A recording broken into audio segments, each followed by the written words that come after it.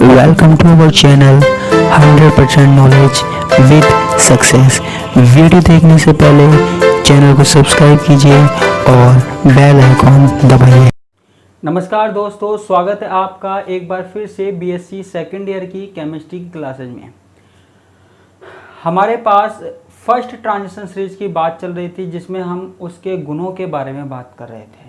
ठीक है, क्योंकि इस वाली यूनिट में हमारे पास सिर्फ गुण हैं जो एग्ज़ाम में आते हैं, उसके अलावा ऐसी कोई चीज़ नहीं है जो एग्ज़ाम में आती हो।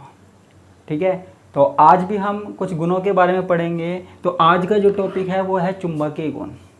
ठीक है, कल मैंने बात की थी ऑक्सीकरण अवस्था की।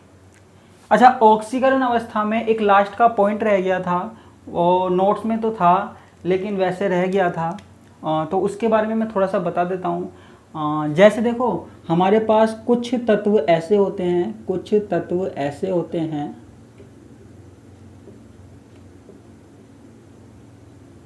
जो एक ही समय पर ये कल वाली बात बता रहा हूं मैं, जो एक ही समय पर अपने से ज्यादा और कम ऑक्सीकरण अवस्था प्रदर्शित करते हैं। अपने से ज्यादा और कम ऑक्सीकरण अवस्था प्रदर्शित करते हैं। ऑक्सीकरण अवस्था प्रदर्शित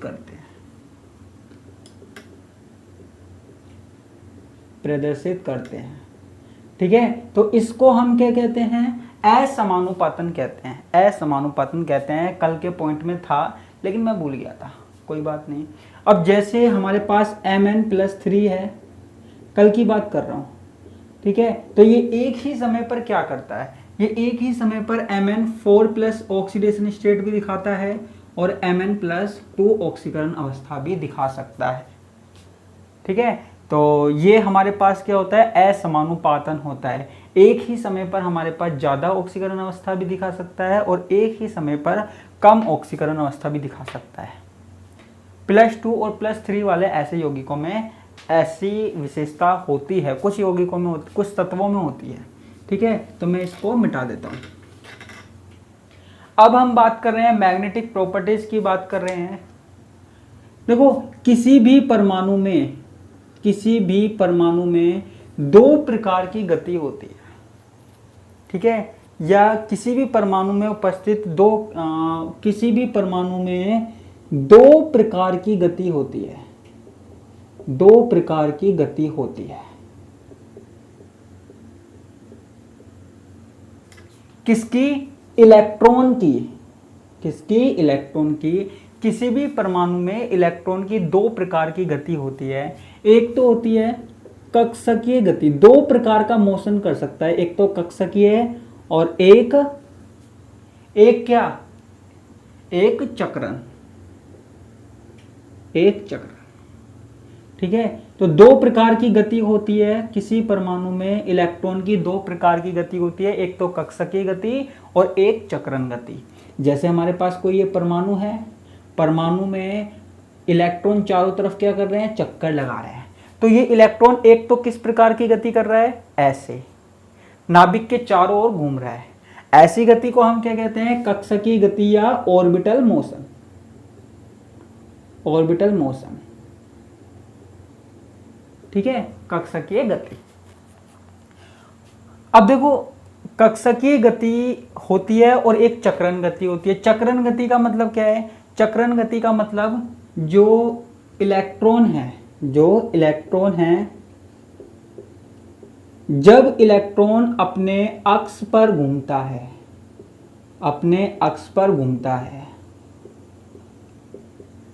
तो इस प्रकार की जो गति है वो चक्रण गति कहलाती है, स्पिन मोशन कहलाती है।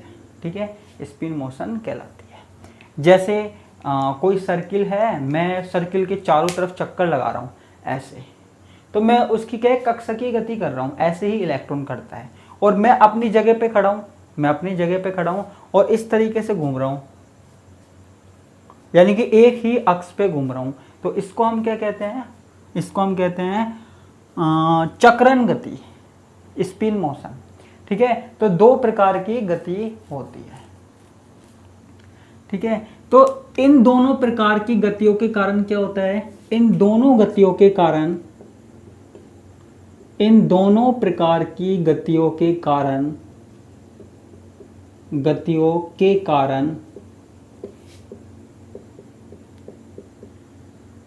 जो पदार्थ है या हमारे पास जो हमने तत्व लिया है, परमाणु लिया है, पदार्थ में चुंबकीय गुण आ जाते हैं, चुंबकीय गुण आ जाते हैं। ठीक है, किसी परमाणु में इलेक्ट्रॉन की दो प्रकार की गति हो सकती है, एक तो कक्षकीय गति ऑर्बिटल मोशन यानी कि नाभिक के चारों ओर, और एक अपने अक्ष पे यानी कि चक्रण गति। ठीक है, जब इलेक्ट्रॉन अपने अक्ष पर घूमता है। इन दोनों प्रकार की गतियों के कारण पदार्थ में जो हमारे पास धातु है या फिर जो संक्रमण श्रेणी की बात कर रहे हैं उसके तत्व हैं, उनमें क्या आ जाता है, चुंबकीय गुण आ जाता है। ठीक है, और चुंबकीय गुण आ जाता है, और जब इन तत्वों को, किन तत्वों को, जिनकी हम बात कर रहे हैं प्रथम संक्रमण श्रेणी के तत्व, इनको हम कहाँ रखते हैं, इनको हम किसी चुंबकीय क्षेत्र के मध्य रखते हैं तो कुछ क्रिया होती है। ठीक है, हम बात करते हैं आगे, इसको मैं मिटा देता हूं, कुछ चुंबकीय गुण आ जाते हैं।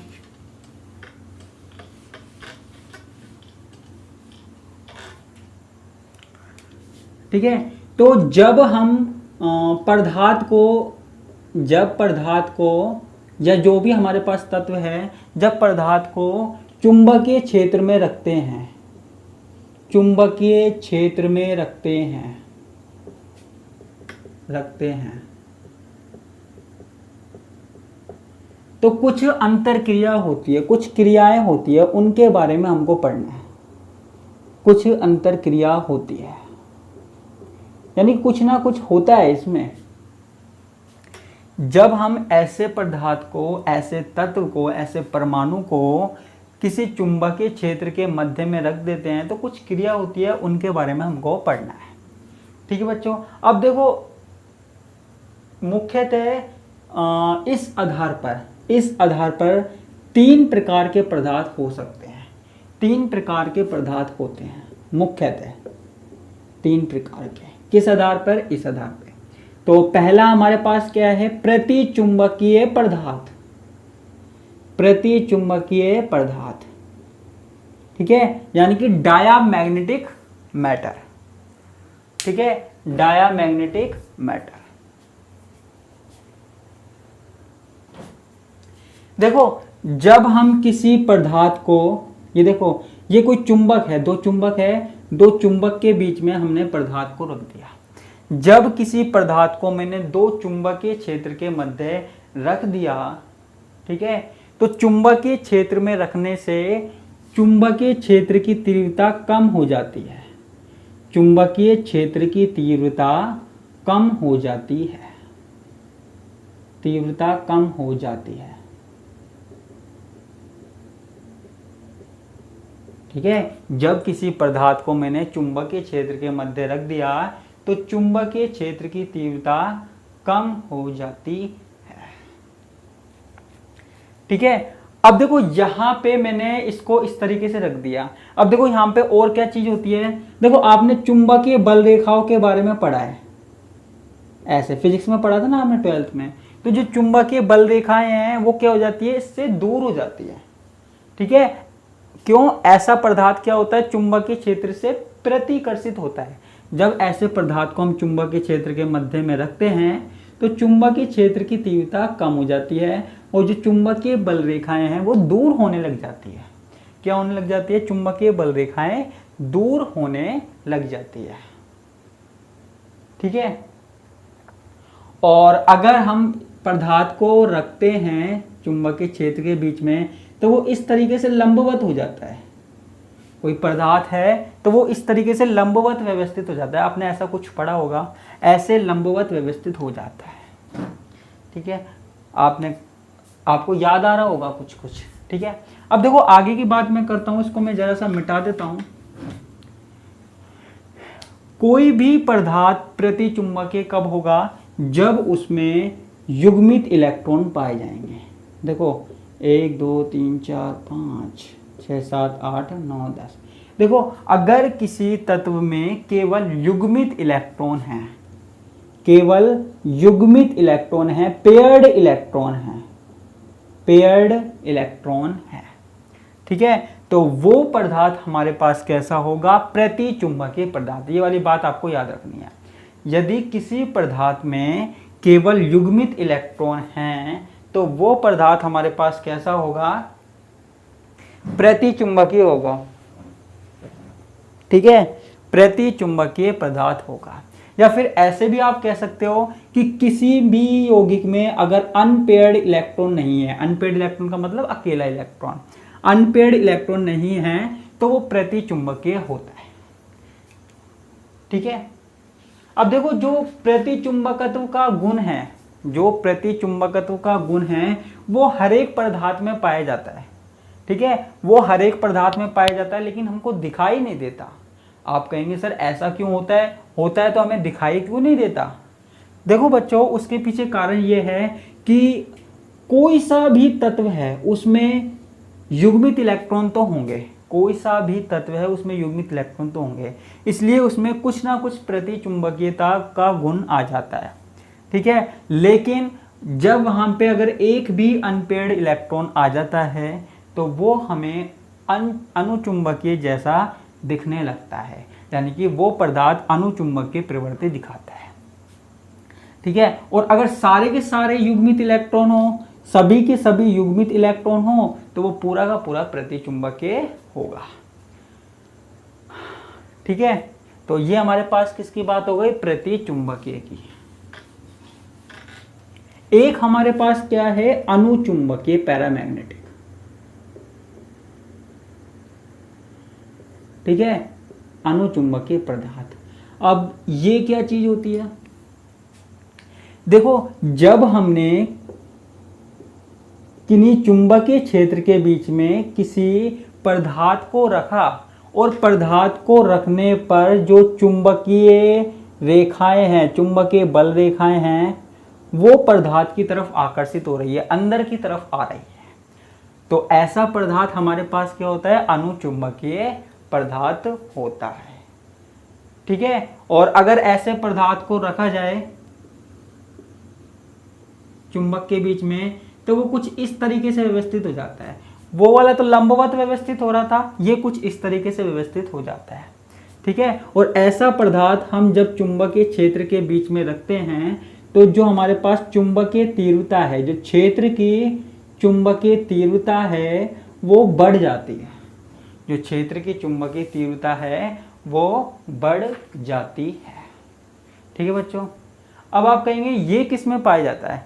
देखो जिन पदार्थों में एक भी, वैसे तो कितने ही अयुग्मित इलेक्ट्रॉन पाए जा सकते हैं, लेकिन जिन पदार्थों में एक भी अयुग्मित इलेक्ट्रॉन पाया जाता है, मैं लिख देता हूं, जिन पदार्थों में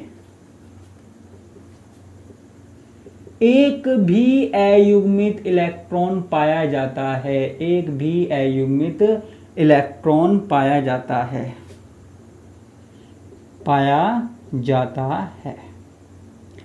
अनुचुंबकीय गुण प्रदर्शित करते हैं। अनुचुंबकीय का मतलब क्या है? अनुचुंबकीय का मतलब है कुछ ना कुछ चुंबकीय गुण दिखाना, यानी कि किसी चुंबकीय गुण, पता है ना, किसी चीज को आकर्षित करने वाले गुण। अनुचुंबकीय एक भी अयुग्मित इलेक्ट्रॉन पाया जाता है, जिन पदार्थों में एक भी अयुग्मित इलेक्ट्रॉन पाया जाता है अनुचुंबकीय गुण होता है, ठीक है। तो अयुग्मित इलेक्ट्रॉन कैसे? जैसे 1 2 3 4 5, एक भी अयुग्मित इलेक्ट्रॉन पाया जाएगा तो, और अयुग्मित इलेक्ट्रॉनों की संख्या अगर हमारे पास बढ़ रही है तो अनुचुंबकीय का गुण और बढ़ जाता है, इसमें कौन सी बड़ी बात है, ठीक है। तो अनुचुंबकीय यानी कि जिसमें अयुग्मित इलेक्ट्रॉन हमारे पास पाए जाते हैं, ठीक है। ये मैं मिटा देता हूं।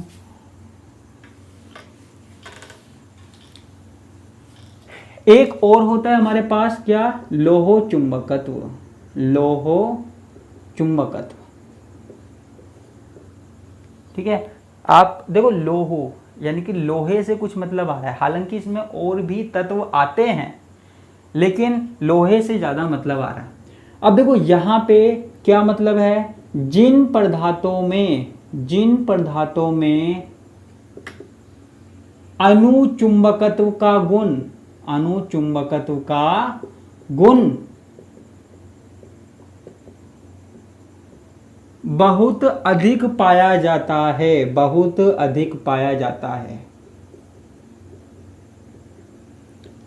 लोहो चुंबकत्व कहलाते हैं। लोहो चुंबकत्व पदार्थ कहलाते हैं। ठीक है, यानी कि अणुचुंबकीय का गुण पाया जाएगा तो लोहो चुंबकत्व वो कहलाएगा। ठीक है, और ऐसे पदार्थ को अगर हम किसी चुंबकीय क्षेत्र के बीच में रख दें, ठीक है, तो इस चुंबकीय पदार्थ में स्थायी चुंबकत्व आ जाएगा, वो स्थायी चुंबक बन जाएगा। ठीक है, जैसे हमारे पास लोहा है, लोहे को अगर हम चुंबकीय क्षेत्र में रखें ना तो वो भी हमारे पास क्या करेगा, वो भी हमारे पास चुंबक की तरह व्यवहार करने लगेगा। लोहा भी एक चुंबक की तरह व्यवहार करने लग जाता है अगर आप चुंबकों के बीच में रखो तो। ऐसा होता है ना, ऐसा होता है, और उसमें स्थायी चुंबकत्व का गुण आ जाता है। लेकिन ये जो गुण है ना वो कुछ ही पदार्थ के द्वारा दर्शाया जाता है। कुछ ही पदार्थ दिखाते हैं, जैसे Fe, कोबाल्ट, निकल आदि है ना, निकिल, ये कुछ ही तत्व ऐसे हैं जो ये गुण दिखाते हैं। ठीक है, और इनमें स्थायी रूप से चुंबकत्व पाया जाता है तो ये लोहो चुंबकत्व जैसे पदार्थों में पाया जाता है, लोहे जैसे पदार्थों में पाया जाता है। ठीक है, इसलिए ऐसे पदार्थों को हम लोहो चुंबकत्व कहते हैं। फेरस से मतलब है, फेरस जो मैग्नेटिज्म है उससे मतलब है लोहो चुंबकत्व। ठीक है, तो ये हमारे पास किसकी बात हो गई, इनके चुंबकीय गुणों की बात हो गई, प्रॉपर्टीज की बात हो गई। ठीक है, तो ये मुझे बताना था, अलग से कई बार पूछ लिया जाता है, तो ये हमारे पास बात हो गई, इसको मैं मिटा देता हूँ।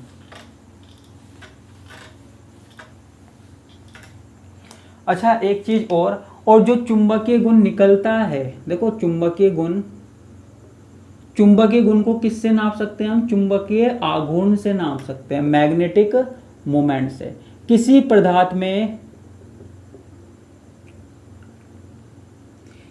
पदार्थ में कितना चुंबकीय गुण है, ठीक है, उसको किससे नाप सकते हैं, मैग्नेटिक मोमेंट से। चुंबकीय आघूर्ण द्वारा। चुंबकीय आघूर्ण का मैग्नेटिक मोमेंट का फॉर्मूला क्या होता है, म्यू बराबर √n+2। ये मैंने पहले भी बताया था आपको। n क्या है यहाँ पे, नंबर ऑफ अनपेयर्ड इलेक्ट्रॉन, ये वाला तो मैंने आपको पहले भी बता चुका हूँ। अनपेयर्ड इलेक्ट्रॉन यानी कि अयुग्मित इलेक्ट्रॉनों की संख्या। ठीक है, तो अयुग्मित इलेक्ट्रॉनों की संख्या आप रख कर जितने भी हों, n क्या है, अयुग्मित इलेक्ट्रॉनों की संख्या, तो ये कुछ भी हो सकता है, 1 2 3 4 जो भी है आपके पास, तो वो रख कर आप चुंबकीय आघूर्ण का मान निकाल सकते हैं। ठीक है, तो ये हमारे पास क्या हो गया, मैग्नेटिक प्रॉपर्टीज हो गया। तो इसी के साथ मैं आपसे विदा लेता हूँ। आज की क्लास में इतना ही। धन्यवाद, नमस्कार, टाटा, बाय बाय।